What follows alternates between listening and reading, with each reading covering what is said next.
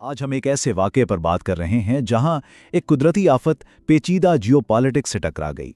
जब भारत ने दरियाए सतलज में बहुत बड़ी मिकदार में पानी छोड़ा तो इससे पाकिस्तान के सूबा पंजाब में एक तबाहकुन सैलाब आया। लेकिन इससे पहले दी गई वार्निंग ने इस कुदरती आफत को एक सिफारती तूफान में बदल दिया। इस बहरान की शिद्दत का अंदाजा लगाने के लिए आइए एक अदद से शुरू करते हैं। 20 लाख। जी हां, ये उन लोगों की अंदाजन तादाद है जिनकी जिंदगियां इन सैलाबों की वजह से मुतासिर हुईं।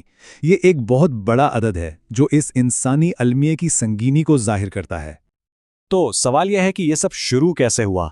ये कहानी एक वार्निंग से शुरू होती है जो एक मुतनाज़ा सरहद के पार भेजी गई और जिसने एक हंगामी रद्द-ए-अमल को जन्म दिया। चलें ज़रा इस टाइमलाइन को तफसील से देखते हैं। तो हुआ ये कि भारत में शदीद मानसून बारिशें हुईं, जिससे वहाँ के डैमों में पानी की सतह खतरनाक हद तक बढ़ गई। इस सूरत हाल से निमटने के लिए भारत ने इजाफी पानी दरियाए सतलुज, रावी और चिनाब में छोड़ दिया और ये सब दरिया पाकिस्तान की तरफ बहते हैं। अहम बात यह है कि इस्लामाबाद में भारतीय हाई कमीशन ने पाकिस्तानी हुकाम को एक अलर्ट भेजा। इस वार्निंग के बाद वक्त के खिलाफ एक दौड़ शुरू हो गई और पाकिस्तानी डिजास्टर एजेंसियों ने फौरी तौर पर खतरे वाले इलाकों से लोगों को निकालना शुरू कर दिया। लेकिन वो वार्निंग तो सिर्फ शुरुआत थी। असल कहानी तो तब शुरू हुई जब सैलाबी पानी पंजाब के मैदानों में दाखिल हुआ और अपने पीछे तबाही की एक दास्तान छोड़ गया। फौरी रद्द-ए-अमल के तौर पर बड़े पैमाने पर लोगों की नकलो मकानी हुई। जैसे ही अलर्ट मिला, हुक्काम ने सबसे ज्यादा खतरे वाले अजला से तकरीबन 1,50,000 लोगों को बहिफाजत निकालकर महफूज मकामात पर मुंतकिल किया। लेकिन सैलाब का फैलाव बहुत वसी था।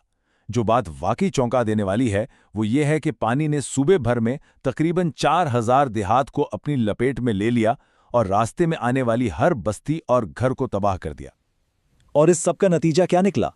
एक बहुत बड़ा बेघरी का बहरान। 1.3 मिलियन यानी 13 लाख से ज्यादा लोग अपने घर बार छोड़ने पर मजबूर हुए हैं और अपना सब कुछ पीछे छोड़ आए हैं। ये अदद इस तवील मद्दती इंसानी चैलेंज को जाहिर करता है जो सिर्फ चंद दिनों में पैदा हुआ। इसके बाद के हालात बहुत संगीन हैं। इस वाक़े को अब पंजाब की हालिया तारीख का बदतरीन सैलाब कहा जा रहा है।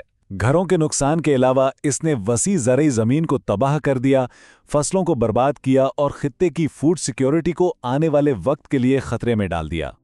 और ये वो मकाम है जहां ये कहानी एक कुदरती आफत से एक सियासी आफत में बदल जाती है। क्या भारत की वार्निंग जान बचाने वाले की इशारा थी या ये प्रोटोकॉल की खिलाफ वर्जी थी? दो मुल्क और एक ही वाक़े पर दो बिल्कुल मुख्तलिफ नज़रियात। आइए इन दोनों बयानियों को साथ साथ देखते हैं। भारतीय मीडिया ने बड़ी हद तक इस वार्निंग को एक इंसान दोस्त कदम के तौर पर पेश किया, यानी जाने बचाने की एक कोशिश। उनके रिपोर्ट्स में मौसमियाती तब्दीली और शदीद मानसून बारिशों को असल वजह करार दिया गया।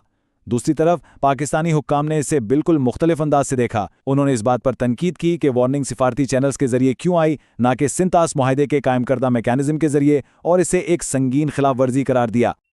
पाकिस्तान के मौक़िफ़ को दफ्तर खारजा के इस बयान से मज़ीद तक़वियत मिली। उन्होंने इसे बैनुल-अक़वामी उसूलों की संगीन खिलाफ वर्जी करार दिया और इलाक़ाई इस्तेहकाम पर इसके मुमकिना असरात को भी उजागर किया। इससे साफ जाहिर होता है कि इस मसले को सिर्फ मुवासलात का मसला नहीं बल्कि खित्ते के नाजुक अमन के लिए खतरा समझा गया। अच्छा, इस तनाज़ा को सही मानों में समझने के लिए हमें थोड़ा पीछे हटकर बड़ी तस्वीर देखनी होगी। ये सिर्फ एक सैलाब का मामला नहीं है, ये पानी के हकूक़, सियासत और मौसमियाती तब्दीली के बढ़ते हुए खतरे के एक पेचीदा जाल के बारे में है।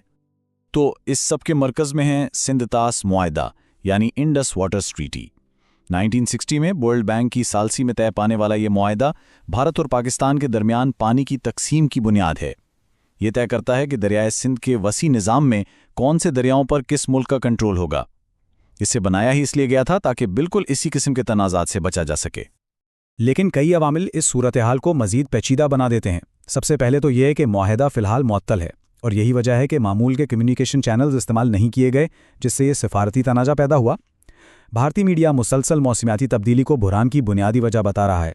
दूसरी तरफ ज़मीनी सतह पर पाकिस्तान ने एक बड़े पैमाने पर रेस्क्यू ऑपरेशन किया, जिसमें कुल 174,000 अफराद को जवाबी कैंपों में मुंतकिल किया गया। आखिरकार ये पूरा वाक़या एक ऐसे खित्ते में मुस्तकबिल में ताउन और इस्तेहकाम के बारे में संगीन सवालात उठाता है, जहाँ पानी एक तेज़ी से कीमती और मुतनाज़ा वसीला बनता जा रहा है। और ये हमें एक बहुत अहम सवाल पर लाकर छोड़ देता है, जो सिर्फ भारत और पाकिस्तान के लिए नहीं बल्कि पूरी दुनिया के लिए है।